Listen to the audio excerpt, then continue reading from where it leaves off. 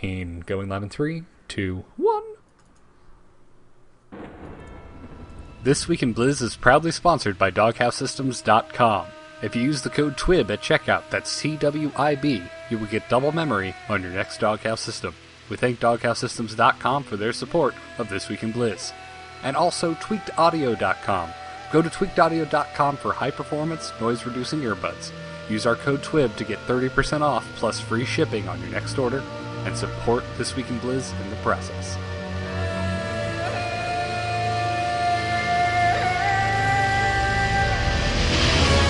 Armed and ready. Who wants some?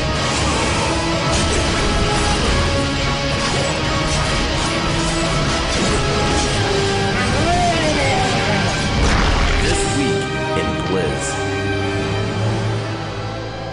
Welcome back, ladies and gentlemen, to episode 44 of This Week in Blizz. I'm Garrett Weinzerl. I'm Kyle Ferguson. I'm Ben Zweifel. And this is the show keeping you up to date on the worlds of Blizzard Entertainment, and this is yet another week. We have plenty of Blizzard jazz to discuss. But first, how are you gentlemen doing? It's another week, it's a Monday, and Ben, you're leaving us for a whole month starting tomorrow, correct? Correct. You'll be heading to Middle Earth, I heard. Yep, New Zealand. For the whole month? Excited. Yeah, I know, right? It's pretty far. It takes a while to walk everywhere, and as you know, if you've seen Lord of the Rings, there's no cars. Yeah. So if you want to see anything, you need to book some time. Crossing the Misty Mountains, so I'm just saying. Nice. How long does it take to get to Mordor from the airport? Well, it depends. Are you taking public transportation or a cab? Is by public transportation, I hope you mean giant eagles. Well, it's more the cab option. I think it's slightly more expensive. Oh, Yeah, gotcha. and it takes about 6 hours, about 4 minutes of flame montage to call that cab. Yeah, which begs the question, why didn't they get on the Eagles from the very start? I love the movies. I love them. I really do. I love that world. It's just saying. Slight plot hole. Nonetheless. Kyle, doing good today? Doing all right. Had a bit of a run-in with a nail on my floor this past weekend, so my feet are recovering. But I've been playing quite a bit of WoW. Been playing a lot of Heart of the Swarm, and I started up Diablo once, and then it asked for my authenticator, and I said, nah. Not today, sir. Not today, Diablo. Yeah, that's good to know. Good to know. I clicked on it by accident once, too, and it was in my dog. That's like I went looking for Diablo news today and said, not today, because there isn't any. But you know what? There is stuff to talk about, and probably will always be StarCraft.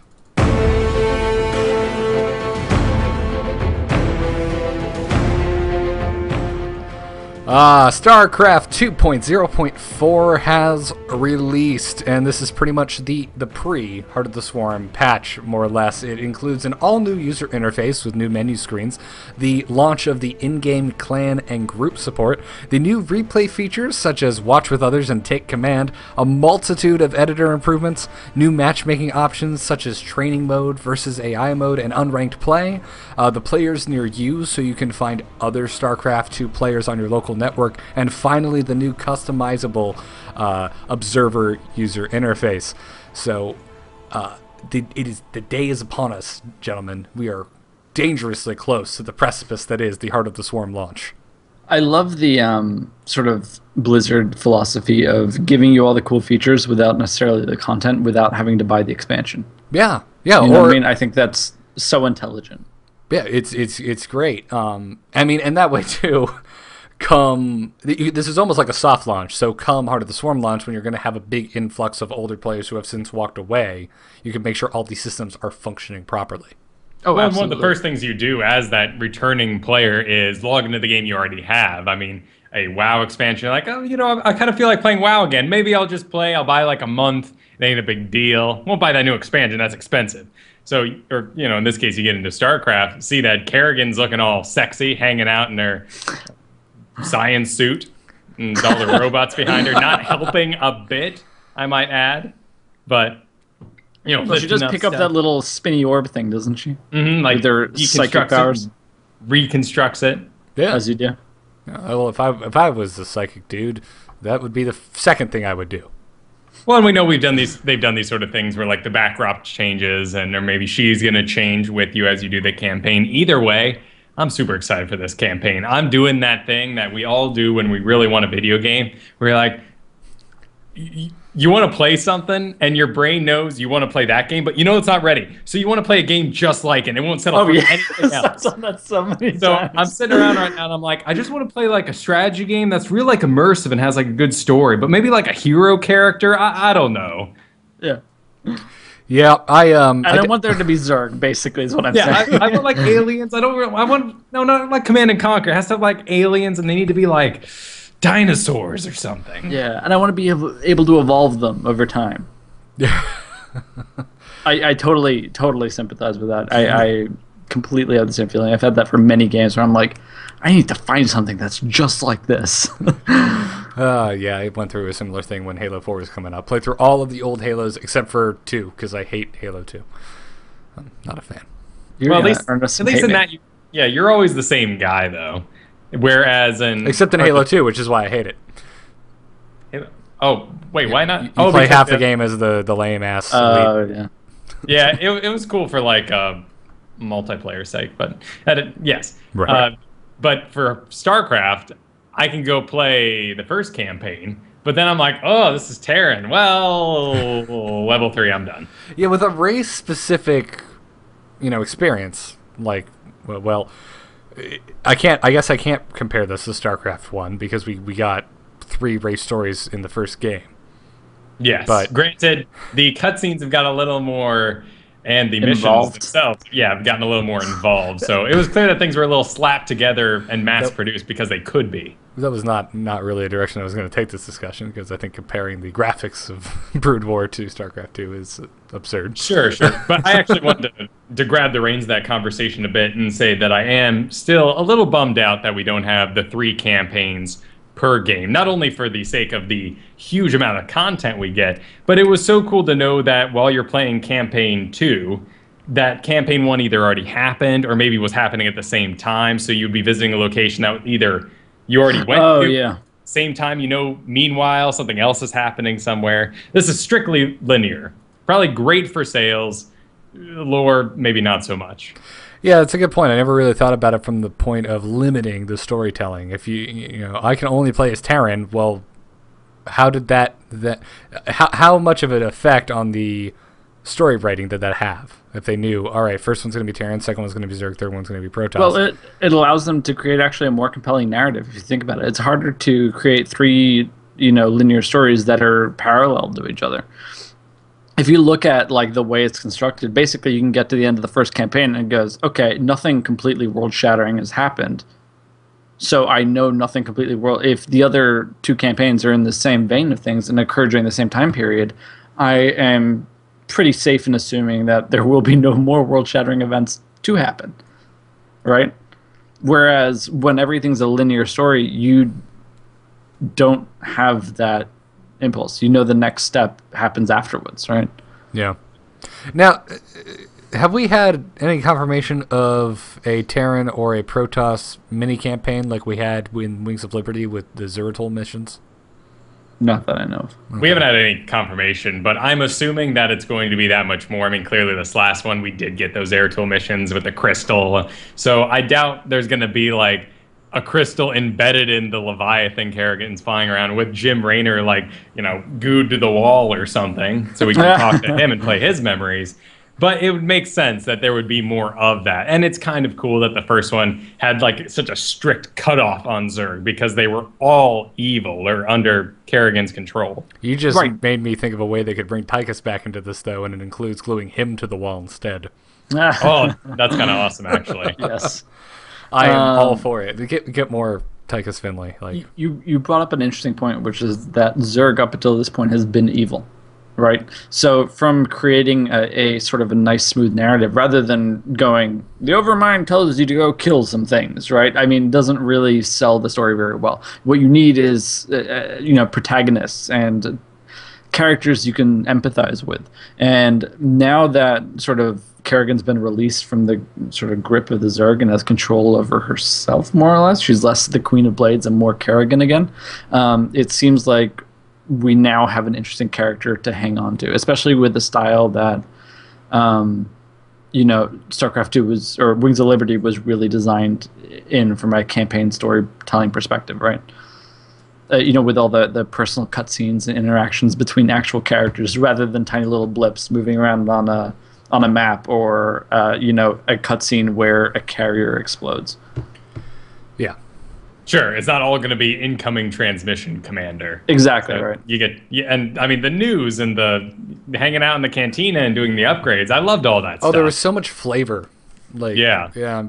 I mean, I think they took a big cue from what made the original Star Wars so good, which was just all this little side crap that was completely, it didn't affect the story in any way, shape, or form, but it just made the universe seem grand. And I'm hoping we can have that, because we know the missions we've seen, the make 1 billion banelings and take the queens back, and the first one where you get roaches on the ice world, where you have to kill yetis to get their DNA so your roaches don't freeze against the Protoss. Those 2 missions have been said to be in the middle of the campaign, which makes me excited, because I really want to break out of the facility. I want to run around. I want to have that experience you had in the first game, where you were playing the Terran campaign and you got like 2 Zerglings on a level. And it was a big deal because it was your first experience with a Zerg. I want them to take their time and make sure that I can feel like a monster among humans before I am a monster against monsters out in the world. That's a really good point, actually, from a story aspect that I haven't really thought of. I like you guys. It's fun talking. We should do a podcast or something. I'm thrilled about it. I'm so looking forward to it. And it seems like, from the few screenshots and stuff we've seen, there do seem to be other characters that you kind of hang out with, whether or not they're sort of Zerg, sort of part of the Zerg court, so to speak. Like they're kind of her different advisors and confidants that she kind of deals with. Yep. And those guys, I mean, I've already read the lore on those dudes. They are awesome. Right, and they're all unique characters, right? There's like the guy in charge of the gene splicing and stuff like that, and there's all these different, just fascinating individuals in the host, rather than, everything's the same in Zerg. Yeah. It all boils down to we're quite excited. So write us at thisweekinblizz@gmail.com. Tell us what you're excited about when it comes to the story, or predictions. I'd love to hear that. But all that excitement stemmed from new menu screen, so there's other things coming as well. Yep. I think we're a little bit excited, just saying, if we get jacked over this. So, anyways, the beta is, however, not over, and there's some stuff going on with that. Kyle, take it away. Ooh, well, they are asking us to try out the replay testing. This is another call to action, and they've uploaded some Vibe to Muslim and Grubby games for you to try out and see if you can find any bugs in when restarting a replay, so you can play it in real time. Granted, you do need 2 people to this. I have done this. You automatically win if there's not another player. So this is not a single player load in a computer experience. You must have another person. Gotcha. Well, that's fair enough. I mean, you can beat against the easy AI. It doesn't really matter who was playing before, right? I mean, to get yourself to a certain game state, it doesn't mean anything unless you have another player to do it with. Yeah, more or less. So, should be fun to throw down though. Like when we do, again, we come back to the no, I can't play as good as the pros whose replays I may be loading up, but it'll be really fun to talk shit with your friends and be like, man, if this had happened, it would have worked. No, it wouldn't. All right, let's load it up and try it out. Well, I think it's a huge, aside from the obvious tournament benefits of being able to restart a game that's crashed or whatever, I think it's a huge learning opportunity and different sort of ways. You don't have to go through those first 7 minutes of the game while you're all setting up over and over and over again if you're trying to, let's say, defend against a Baneling bust, right? I mean, you can practice that thing repeatedly and quickly without having to do all this stuff all over again. Yep. Well, unless you're a new player. If you're a new player, you need to do it every time. Make sure you learn how to mine and stuff. Sure. But I understand the interesting aspects of it, right? Yeah. And it's definitely those. I mean, for fun's sake, those extreme points, the clutch mothership vortex. Well, I guess that's not in, but the clutch something that happened, the clutch fungals that happened. That's something that will be fun to test out, and ooh, maybe I could have won. But this is going to be real cool when you get down to things like, well, maybe if I didn't just A-move all my 6 pool Zerglings into their worker line, and all the workers attacked, and nothing happened, all my lings died, and that was it. Maybe if I actually targeted there, and that kind of learning experience. Yeah, learning the importance of when to, shift select, target, stuff like that, as opposed to attack moving and all that jazz. Additionally, we've seen a HotS balance update, number 14. I think this was talked about last week, where they, certainly people have been sort of bantering around with this for a while now, where the Hellbat medevac nerf came into play, where basically Hellbats take up 4 spaces instead of 2 now. So you can't drop quite as many in your opponent's mineral line. Nope. Yep. Only 2 at a time now. Yep. Which is still very good. Yeah, no, indeed. This is something that David Kim was talking about as a potential nerf to the Hellbat drops that we've been seeing. And as we've also been seeing, every time David Kim says we might do this in the beta, it happens. Yep. And that's a good call, too. Can I just point something out? I've been playing around with the new AI a little bit, and it's very good. Just like playing versus AI, and there's an interesting aspect to it where it basically plays a lot like the ladder, where if you lose a few times, it gives you an easier AI, and if you win a bunch of times, it gives you a much harder one. However, they need to introduce the concept of pulling probes, because if you just drop 2 Hellbats in their mineral line and all of their workers just attack your dudes, you automatically win. Like, it doesn't it doesn't ever consider the fact that maybe you should run away from this thing. So you can just, no matter how hard the AI is, you drop a couple of Hellbats in their mineral line and they're done. So that needs to be fixed. Everything else is great. But that's kind of an easy way to break the system. Yeah. I wonder. There's got to be threads about that going on. So the GSTL has been going on recently, the preseason. Have you guys been watching this? I have not caught a single game yet, no. You? I caught some of it. Well, of course I caught some of it. I got an all kill on my man.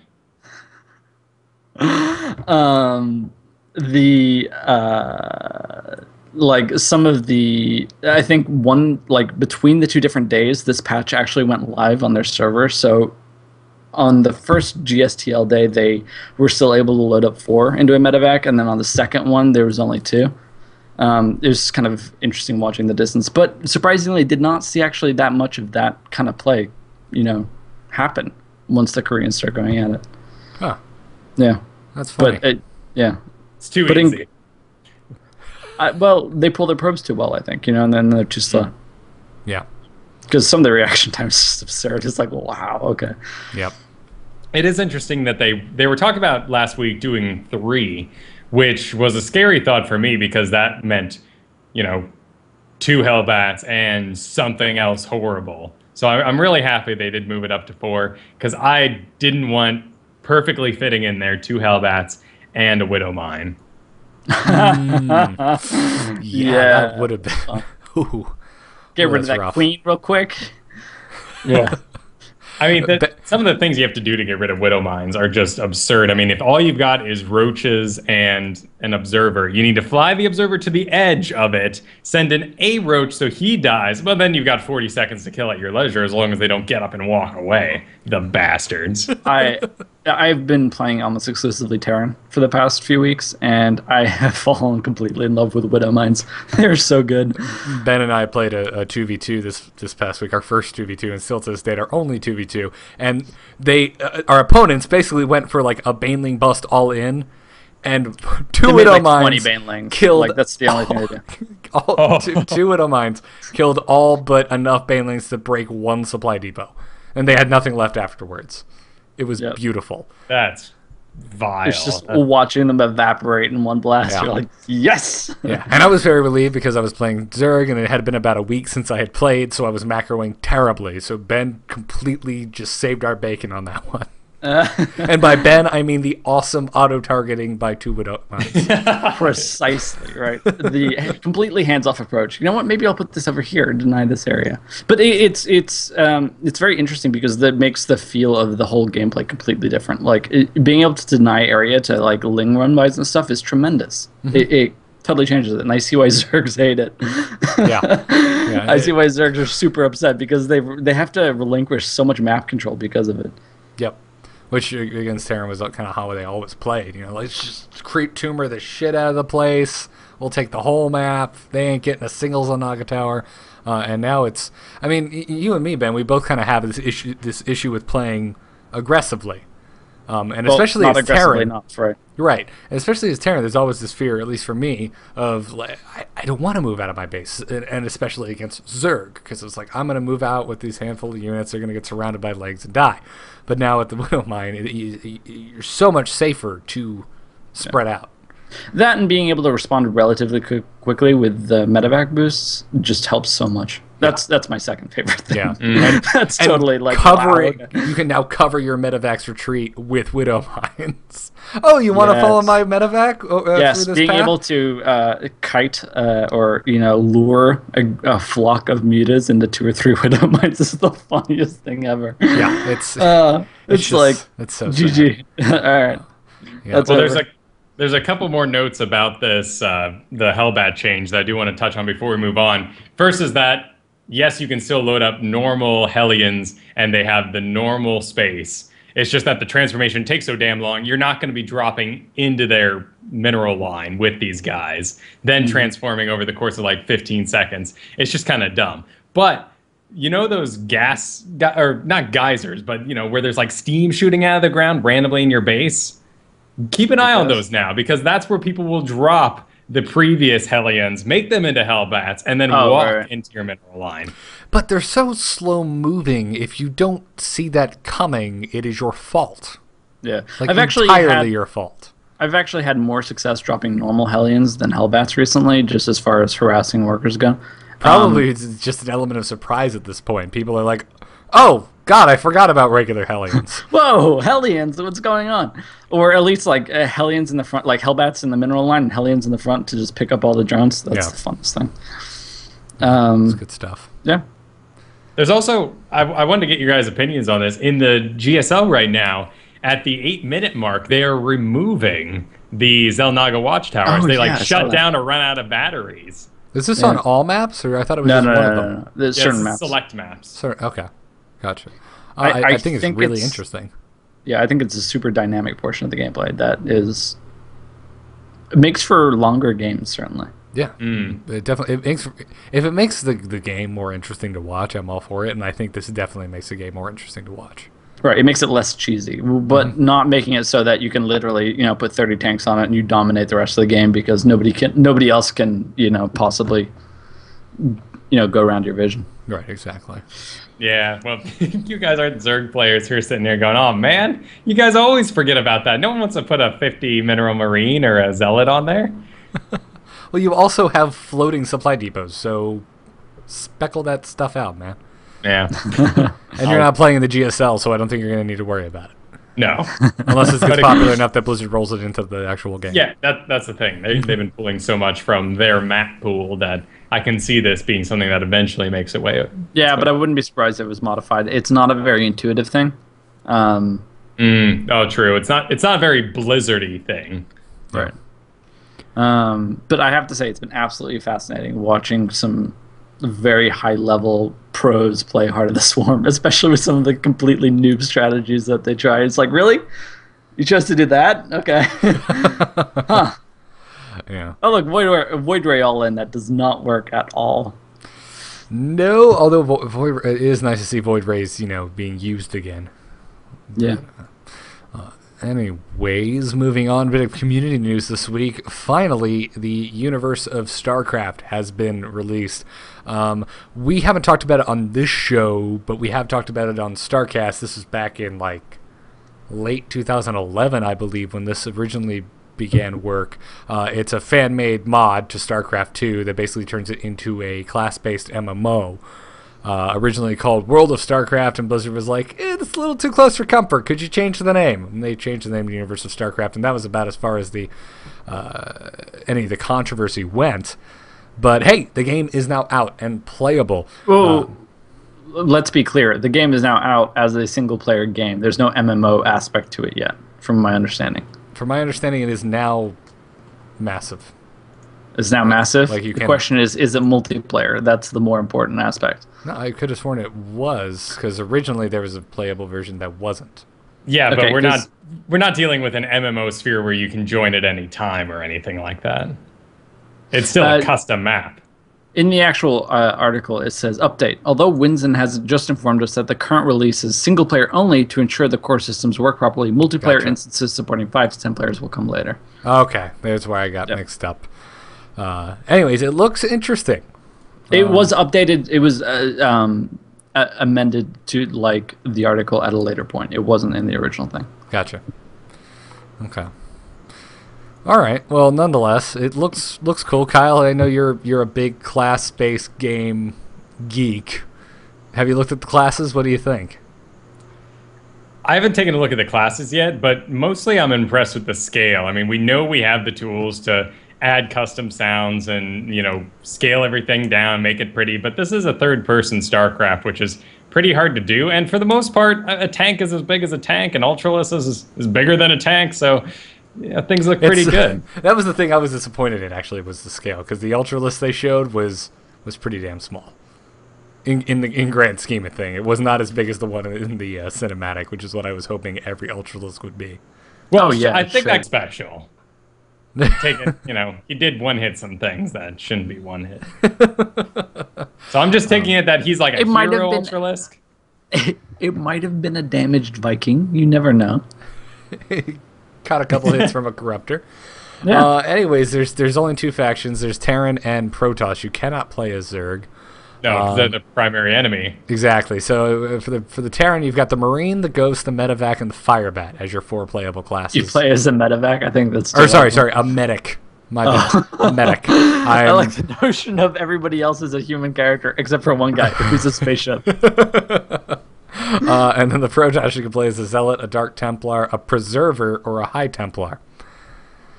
So interesting. It's other than I'm assuming the medic and the preserver are the healers. It's kind of hard to gauge what the other classes are. Like I don't know who the tank is, for example. The Zealot. Yeah, but Other than the fact that they've actually implemented MMO controls, action bar, Waseda style into this, it's not going to be wildly different than your, Night of the Deads or what's the big one that's been around for special ops games. I haven't played it. They're custom games. StarCraft, they were redone for StarCraft 2, yeah. been around since Brood War days. Oh, gotcha. Okay. I do like a lot of the sort of custom geometry they've brought into the game. I think that's very cool. They've modeled their own things. Like, that's a big aspect of this that I always think is lacking in a lot of fan-made stuff. The fact that they added a sky impresses me. Yeah. Because there's not a sky in the actual game. So I find that impressive. But I actually want to go and try this, and if any of you have been following StarCast for a while, I'm quite averted to most custom games. So there is that. You can go check it out. It's I think you can go to upheavalarts.com/StarCraftUniverse. So go check it out. Anyways, that does it for StarCraft. Let's move into World of Warcraft news.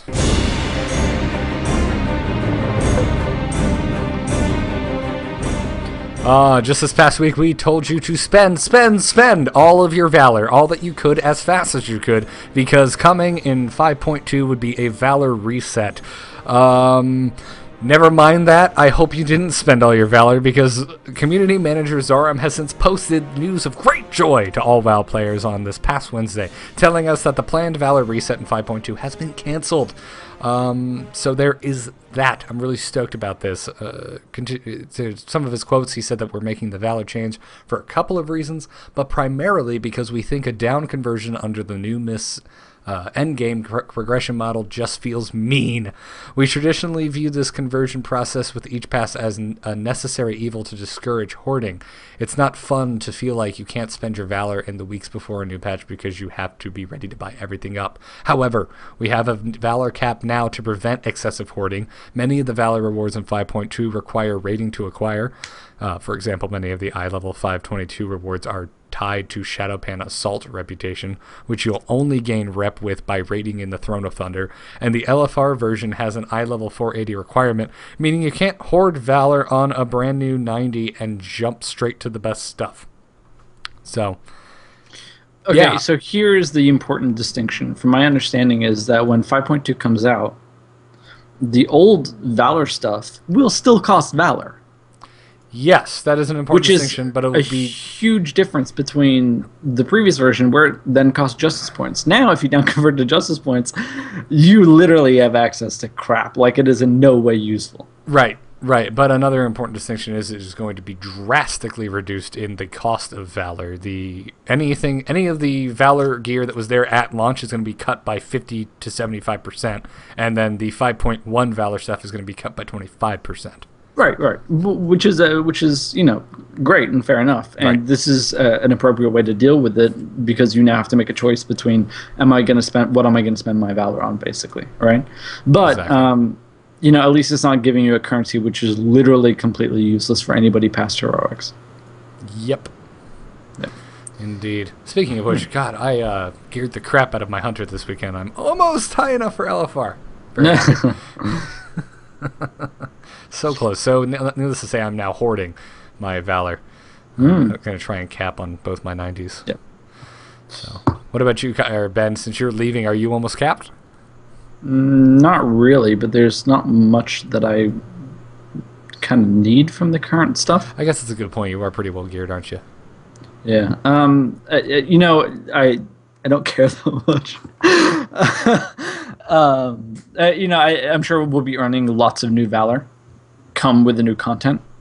Yeah. So that's going to be an important distinction. So I have a feeling by the time that we're getting around to having enough rep to access a lot of this stuff, we'll have earned a whole bunch more Valor. Even if it is just killing raid bosses. Like, we will earn up a bunch that way. So by the time we actually have access to any of the gear to purchase with Valor points, I'm sure we'll have more Valor. Yep, in between your daily heroic, your daily scenario, your access to the now multitude of LFR instances, you can grind Valor pretty quick if you really, really want to. Exactly. So, there is that. Also, recently for the sort of for the theory crafters out there, Ghostcrawler made a big post about 5.2 trinkets and legendary metagem info. Most of it is kind of boring. It deals with the specifics of how all the new trinkets work, which is great for stat weights, and when you go to Mr. Robot you go, which trinket is better, and it can now tell you accurately, as opposed to before where it didn't really know necessarily. Yeah, I kind of guessed. Sure. But actually, that's not entirely fair, because for the past few, patches and expansions and stuff, it's actually, they've been telling us straight up, like, what stuff does, which I really, really enjoy. But more interesting to me is the new legendary metagems and how they work. And a lot of them seem to have a flat stat component mixed with a proc of some sort. So there's 4 different metagems that you can get. There's the Sinister Primal Diamond, which is 324 crit rating and a 30% spell haste proc. There's a Courageous Primal Diamond, which is 324 int and a clear casting proc. I love clear casting. And okay, explain to me something. In this context, does clear casting mean instant cast or free of mana cast? Oh, that's a good point. Because if it's free of mana, I mean, it's a different... Yeah, clear cast has always been free of mana, though. I was about to say not instant cast. It's probably free mana, yeah. Which instant cast procs would be totally goddamn broken. Yeah, but I mean, having free mana is going to be really helpful too, because of the way mana was switched around at the beginning of Mists. Oh yeah, don't get me wrong. Like having a mana-free heal, let's say, is going to be tremendous. Yeah, with clear cast procs, you can never truly judge what it is you're about to cast if you're in the No, thick. but even overall, like if you just take in the sheer amount of, so it seems like you're most likely to get about a proc a minute.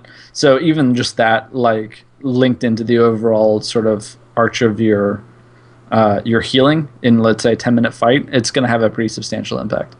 Yeah. Additionally, there's the Indomitable Primal Diamond, which is an unknown amount of stam. I'm sure it'll be also in line with the rest of these stats. And a 20% damage reduction proc, which sounds really good, actually. Yeah. And here comes the really interesting one, Capacitive Primal Diamond. It procs at 15, sorry, it's got 15 real procs per minute, which means that there will be a whole bunch of procs during a minute. At 5 stacks of these procs, it fires a lightning strike, which deals 280 plus 75% of your attack power as nature damage. Yeah, it's interesting. I think there were some enchants in Cataclysm that did a similar thing. And the base proc rate is multiplied by an additional coefficient for each spec. So each spec is fine-tuned. So there's a whole bunch of different stats for all the different, specs that would potentially use this Primal Diamond. And they're all sort of individually fine-tuned, which I find very interesting. That's really interesting. That's cool. That is I'm really damn cool. I'm very surprised that the Sinister Primal Diamond is not tuned the same way, because it seems to me like I'm not sure about this, but it seems to me that it favors because there's no internal cooldown on any of these, which is a substantial point to bring up. Theoretically, you can get proc after proc after proc. What that means, though, is that something like Sinister Primal Diamond would definitely prefer, especially with the percentage spell haste increase, would prefer specs that emphasize haste over other stats. Yeah. So Does that make basing your sense? entire spec around your metagem Well, could not be really, something but we see happen. let's say you've got like a Shadow Priest. I think Shadow Priests prefer haste over all other stats, right? So this gem would benefit them more than it would benefit another caster who may not use it, for instance, or would prefer, let's say, crit. Or mastery, or whatever it may be. So this changes. Some people feel like this might be too good for certain classes and not sort of in line with the different specs. Unlike what seems to be the melee metagem, which is much more fine tuned. But We'll see it just says upon landing melee and ranged abilities. It doesn't specify that it's only non-mana based classes. Well, but then they go into the list of specs and classes that make use of it, and they don't even put mage or warlock anywhere. Right, it's else. also 75% of your attack power, which... Gotcha. Oh, yeah, you're right. You're absolutely... Sorry, I missed that. Right, so it's probably completely useless. I was getting hung up on the very beginning where it says landing melee and ranged abilities. Right. Okay. So basically all that's doing is including hunters and, I don't know, rogue throws, right. Yeah. But the Sinister Primal Diamond will probably be the gem of choice for casters. That's the only reason I bring that up. Yeah. Especially since it's exclusively spell haste. It's not like 30% haste, which would be like insane. All the melee would love that. Yeah. Oathmaster in the chat room says that the meta gems he finds interesting. He wonders if the meta, with the new metas, that if the Shah-touched weapons will stay a best-in-slot type item or competitive with the new weapons, seeing as there'll be a good 15 or so item levels above the Shah-touched weapon. How are these competing for the things? Because this goes in your head. Okay, so you can have them both at the same time? I don't see why not. Okay. I was wondering... I was going to ask you, maybe since you've completed a shot touch weapon, correct? Yes, but I only have one of them, and I'd have to dual wield to do it, and I don't have a good offhand, so I can't use it. Gotcha. Okay, because I was going to ask you to extrapolate upon that. So, because this is a continuation of the legendary quest line, but you don't need to build off of your shot touched weapon. Not that I know. It doesn't require that. From my understanding, this is a entirely different thing. Okay. All right. Cool. And even the shot touch weapons, you can have multiple metagems. I mean, it'll cost you a dime, but you can, like, let's say you're dual wielding. From my understanding, you can actually have 2 of the shot touch weapons plus 2 of the legendary gems to balance out the necessary damage, if that makes sense. Gotcha. That makes sense. Yeah. It really is amazing, all the stuff coming in this Thunder King patch. I mean, aside from this, I mean, because there's so many classes in World of Warcraft, we never talk balance as heavily as we do with something like StarCraft. There's so many balance changes. In fact, I got a text from an old friend this past weekend who was like, oh my God, the new WoW expansion just got announced, and sent me a picture of Throne of Thunder. And I was like, well, not really, but it's kind of being advertised like that. Yeah. Well, there's a lot of content. You know, there's no denying that fact. There's an awful lot of content. I mean, I've always that's always been kind of my point to anyone who's uninitiated with Warcraft, who's like, you have to pay monthly for this thing. You know, why would you pay $15 a month to play? You know, I Call of Duty, I bought it, I'm good. And it's always like, dude, they pretty much give me a whole new game, like every 3-4 months. Right. Like, sure, and I've always used the exact same one. I'm like, well, I'd buy a new game every month, and if every 3 months, that's $45. Yeah, it's like buying a new game. So I just got a 3DS for my birthday last month, and I'm like, oh, I need to pick up some games, and I'm like, $40 for a damn 3DS game, damn. Yeah. So that being said, Pokemon, oh my God, I love you again. But anyways, nonetheless, I'm a glutton for grindy ass games, man. Love it. Apparently. Except like most JRPGs, hate them. Like the new Ni no Kuni, I don't want to go anywhere near that game. I do not care. I'm just super excited to get on Dinosaur Island here. Yeah. Beat up this what's his face? Undasta? It's like Undasta. Yeah, it's like the Tiki T-Rex. Yeah, some of the new dinosaur models are great. I love the Triceratops. I really want to tame one. I think Blizzard has finally learned that new geometry is absolutely key to adding in, like, just making it feel fresh and new. Isn't the double swords though aren't new geometry? They're just new textures. No. But I mean, Undasa at least has like this whole like armor faceplate thing going on, which is definitely new. Yeah. Okay, I'll give you that. You know, like but they've completely reskinned the devil swords. Like, but yeah, I'm talking about even the non-armored devil swords still look so much better than the ones stomping around on Goro. Yeah, I hope they exchange those out there. Yeah, that's what I thought they were going to do. When we originally saw like the new tigers and stuff, I was like, oh, they'll probably just replace all the tigers. Like they do when a new race comes out, all the goblins get, boop, they're updated. Yeah. But they're not, which I find odd, and I wish they would do that. Same thing with the Griffins. When we saw the new Griffin model, I'm like, they should just do that for all the Griffins, so the game doesn't look ugly in some sections and gorgeous in others. Yeah. So I find that odd. Maybe it's just, again, since we're not coders, I'm sure the one coder out there who's listening is like, it's not that easy. You can't just plug it in. But yeah, well, it's just like when I put on clothes in the morning, right? You sew a new shirt, you slap it on, and we're good to go. Exactly. Yep. That's how it works. Okay. Well, LFR is being brought into cross-realm systems. So I've never actually looked for a raid before, but is this not fast at the moment? That's not necessarily what it means. It means you can party up with your buddies on another server and then queue for LFR together. Oh my. Right. So previously you've been able to do this for looking for dungeon, but not for LFR. So now theoretically you'd be able to do this with friends on other servers that are the same faction as you. Yeah, and this is also coming in 5.2 to add to the list. Since, Ben, you're the king of important distinctions, I'm going to steal that word and say an important distinction is that only the current 5.0 content will be integrated into the cross-realm system. All of the new 5.2 raid content will not be under the cross-realm system yet. So you can queue for LFR with your buddies on other servers for the older LFRs, but not for the new Thunder King LFRs. with the intended goal of decreasing queue times, or at least at the very least balancing out role inequalities in the queues. That's the argument for why it will not be included in the new raids, if that makes sense. Because there's going to be so many people queuing up for it anyway, you're not going to have much of an issue.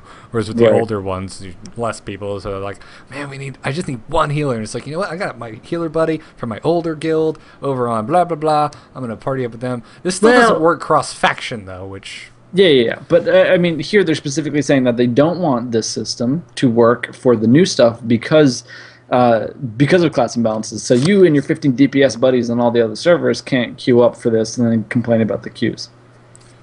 Right, exactly.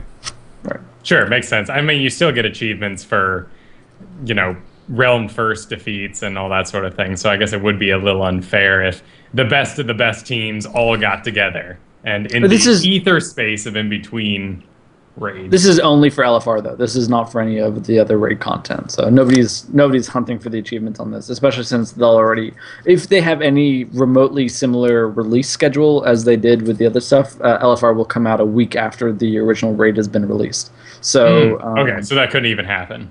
Yeah, so it's very unlikely that we can't have the dream team of World of Warcraft raiding. Yeah, and it probably wouldn't happen for LFR, to be frank. Like, I can imagine a very average team could probably finish LFR fairly easily with minimal difficulty. I think that's the intention. Yeah, indeedy do. Oh, Kyle, hit 90, please. I want to LFR with you and show you how stupid easy it is.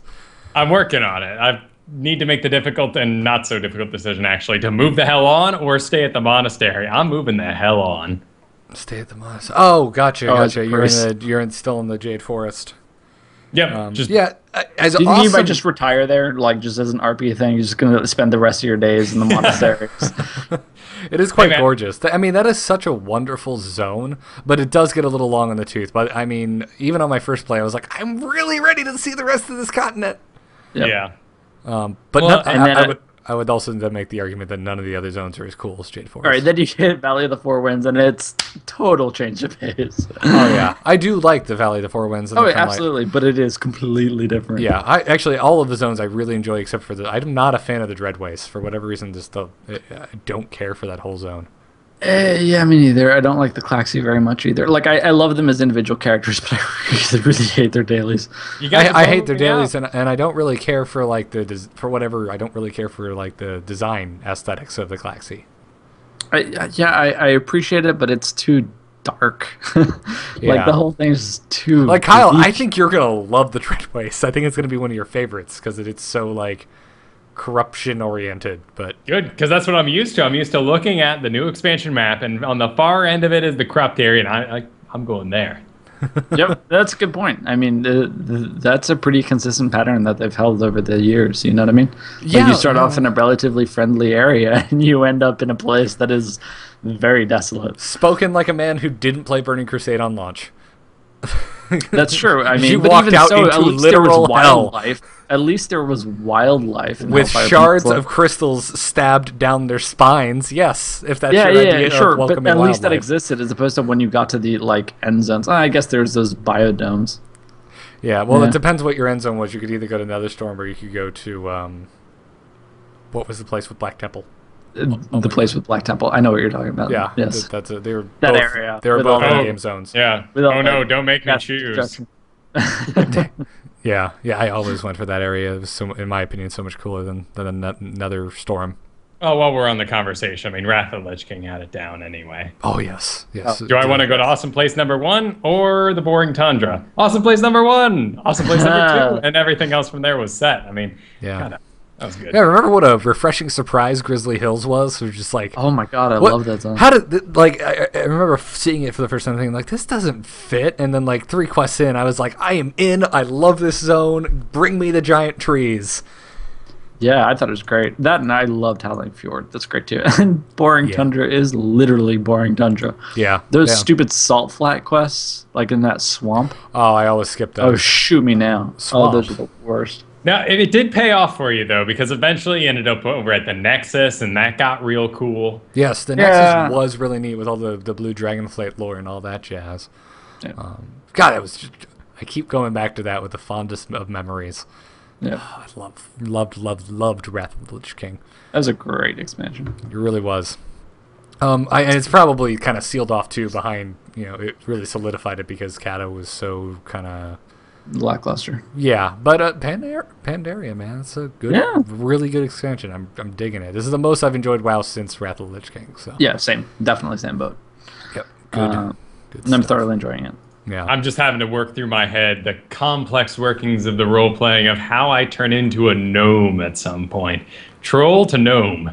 I'm most likely gonna be a freak alchemy accident. Yeah.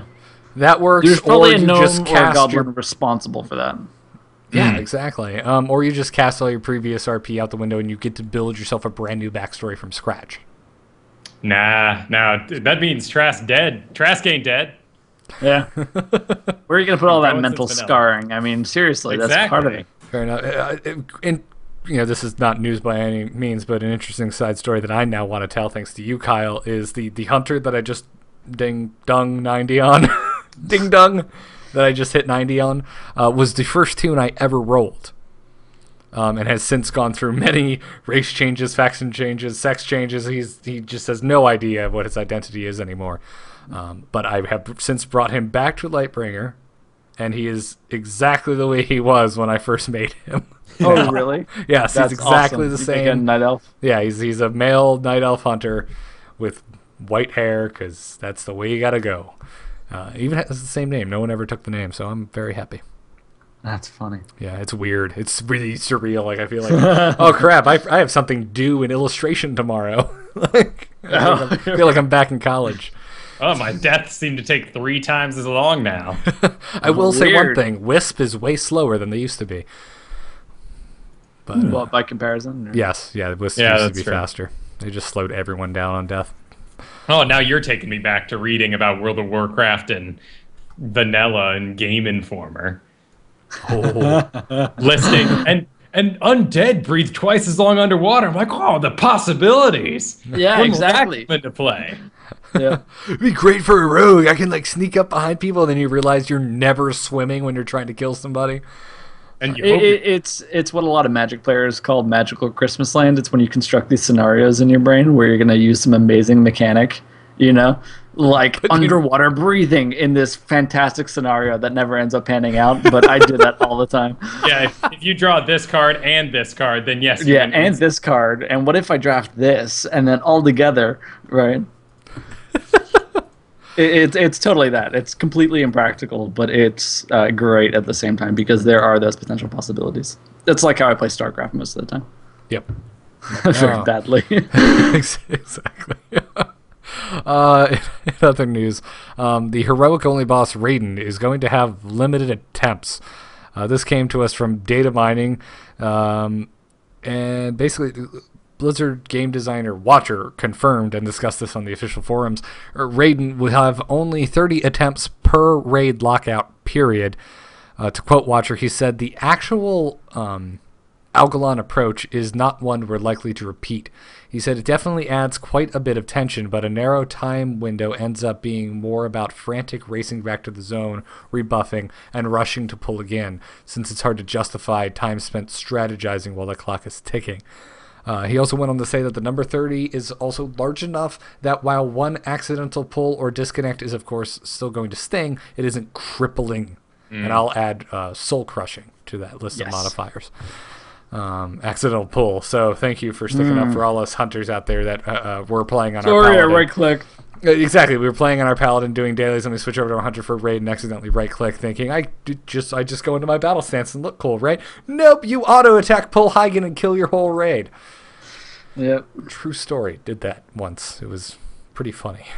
Oof. Well, I hope I never have to sit through 30 pools of this guy.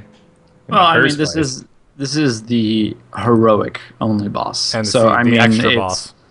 the extra boss, and historically these are very difficult and real killer. And so this is mainly geared at sort of like heavy duty progression raiders, people who are really pushing the edge of this. And it's an interesting concept of making it limited attempts, so you don't go on for days and days and days and days.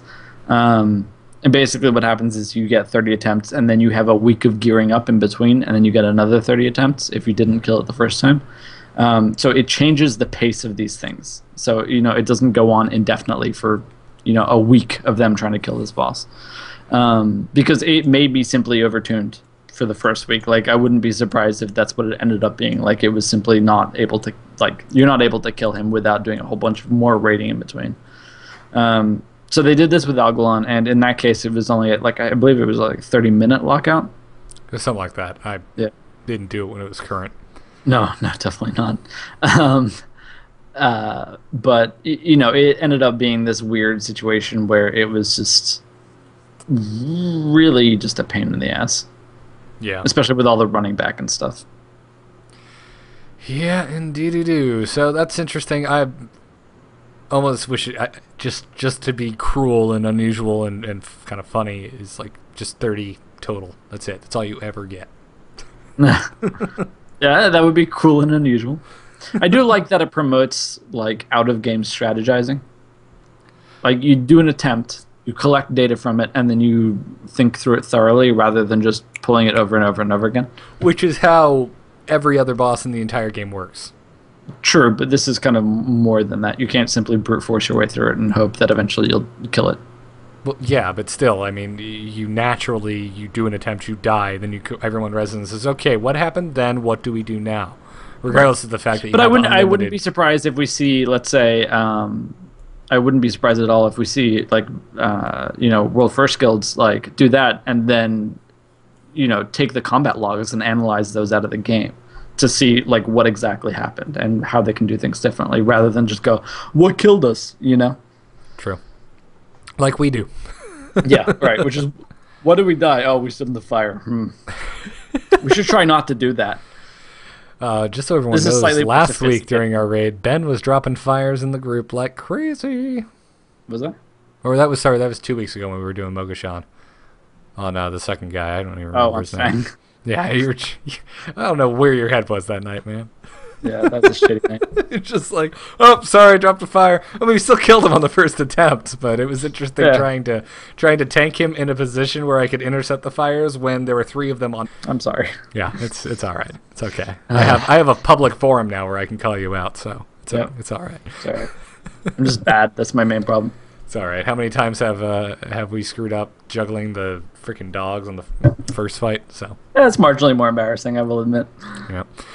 Anyways, that does it for this week's episode. If you have not left us an iTunes review, please do so. It is one of the best ways to help the show. It helps us reach new listeners. We really appreciate it. So if you have not done so, head on over to iTunes. Leave us a review in the store. Big thanks from the Canadian store this week to Palrific, Tully27, and Slick Knight on Moonrunner for your 5-star reviews. We really appreciate it. I'm going to try and be a little better about checking out of U.S. store reviews. It's just... there's a lot of countries outside the U.S., so it's kind of just like throwing darts. The world isn't just American. Like the government wants us to think. All right. Anyways, This Week in Blizz is a production of amove.tv. You can see more about This Week in Blizz over at thisweekinblizz.com, and you can email us at thisweekinblizz@gmail.com. Catch us live every Monday night here, 8 p.m. Eastern, over on amove.tv/live. You can follow us on Twitter at This Week in Blizz. You can follow me at Garrett Art. You can follow Kyle at Kyle Ferguson. You can follow Ben at Pixel Garbage. You can check out our guild versus the world over at vstheworldguild.com. We are an alliance guild on Lightbringer US. Always looking for people to come join us. So if you want to play with me, Kyle, Ben, well, maybe not Kyle right now because he's leveling on the Horde, but he'll be over soon. So be it. So check that out, and you can find both Kyle and myself over on StarCast if you want more StarCraft in your week. Kyle, where can people find you? You can also find me at Biggest Fan Podcast, where we follow the fad that's driving you mad. And this week I'm being driven mad by House of Cards, the new Netflix original series. And with that, of course, we're going to be talking about the age of the internet, how cable seems to be floundering and internet-based programming is thriving. The sooner cable dies, the happier I'll be. Oh, dude. How much? Sorry, go ahead. Oh, just the Google Fiber thing has just really highlighted my cable distaste bills for for cable me. Company. Yeah. And then you read those articles that like it says like 95% profit margins on that, and you're just like, oh, can't I just like grab the wire and like run down the street and just plug it in somewhere? Yeah. Just be like, here, internets.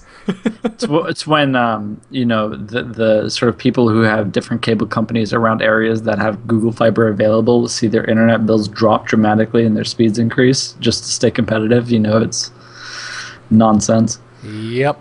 Yeah, it is. So I've watched maybe half a dozen episodes of House of Cards, and I'm not sure how I feel about it still. I haven't seen any of it, and that was gonna beg the question that Kyle, can you do a biggest fan about a show that doesn't technically have fans yet because it's so new? Well, I mean, it's all been released, right? Yes, but I'm just saying it is so new. Is this the newest topic you have covered on Biggest Fan? I would say the newest grand topic. We've done a lot of things, like we've done Batman when Batman movies come out. Yeah, it doesn't count though, because that was around way before you were born. Exactly. So I'd say this is definitely the newest thing, but it's Brockett's really into the show. He's really loving. He loves those sort of, to my understanding, West Wing kind of political dramas. Whereas I'm approaching this from what I'm excited about, which is a la carte internet programming. Yeah. Now the West Wing is delightfully upbeat and optimistic. This is like the opposite. This is about as cynical and political as you can possibly get. It's so contrarian. So while they both might take place in U.S. government, like they're just totally different shows. So that's like saying Mad Men and Just Shoot Me are the same show. Right. It's just totally different. Both take place in an office. What's the problem? Yeah, exactly. My main problem so far has been that all the characters are so vindictive and vicious that I haven't been able to empathize with any of them. They're all straight up psychopaths. It's kind of hard to find somebody to latch onto that you actually like. That's how I am with the show Newsroom. Not that they're all vindictive, but that everyone is so witty. So just like right, but I mean it's very it's very Aaron Sorkin. You know what I mean? Everybody is very optimistic and upbeat and sort of slightly naive. To me, it's substantially more entertaining too than something like where everybody is just a completely cynical a-hole. Yeah, well, I've been watching Doctor Who, so there's that. I just finished 10 and I wanted to cry. It was so depressing. Oh my freaking god. But holy crap, does the series get a serious up in budget once Tenet leaves? Dear god. I don't know. Kyle, you did it for Biggest Fan. Did you watch like any of the new Matt Smith Doctor Who's? Yeah, no, I know exactly what you're saying. The quality in like the sets and just the way it was filmed jumps so massively. Yeah, it's not all just like rubber bands and duct tape. The campiness of Tenet and the older ones are a lot of fun, but there's definitely a change where they say, let's show you the entire interior of a building rather than just this one angle by the front door. Yes, yeah, exactly. Yes, we don't technically have the rights to shoot here, so we're going to be pretty covert about it. Why don't you just walk out of that building and, we'll catch you on the camera and then we'll run before the cops show up. It's the difference between when you know a set was made for the show you're watching or like standing in the background, there's like Terminator 4 waiting to be filming there once you damn wrap it up. Yeah, I'll give you that. So, anyways, check it out for this week. House of Cards, Biggest Fan. We'll see you guys next week. But before sponsors, please check out DogHouseSystems.com and TweakedAudio.com. Doghouse Systems is still running their Kerrigan Ghost Rifle promotion. It will be running until March 12th. Which, if you have your calendars marked, as I know all of you nerds should, that is the day that Heart of the Swarm comes out, and that Ben goes no from the mountain of Mount Doom because he can't get it. But use the code Kerrigan. Use that code in conjunction with our code TWIB, TWIB. You'll get double memory on your next Doghouse gaming rig, and you'll also be entered for a chance to win a life-size replica of Kerrigan's Ghost Rifle built by Bill Duran of Punish Props, valued at over $12,000. So there is that. Also, that same code gets you 30% off and free shipping of your entire order of noise-reducing earbuds from tweakedaudio.com, and we thank them so much for their support. We will see you next week without Ben. Probably grabbing some guests to get in on here, or Kyle and I will just very quietly go back and forth on news as if it was StarCast. And by quietly, I mean we get really geeky and loud and laugh about off-topic stuff. That's how it goes. It is how it's done. Ben, have a safe trip, dude, and we'll see you in a month. Thank you, I will. All right. And you owe me a Magic game when you get back. I certainly do. I'm going to kick your ass with your own deck again. Yep. That's fine. Have a good week, everyone. Take care. Have a good night.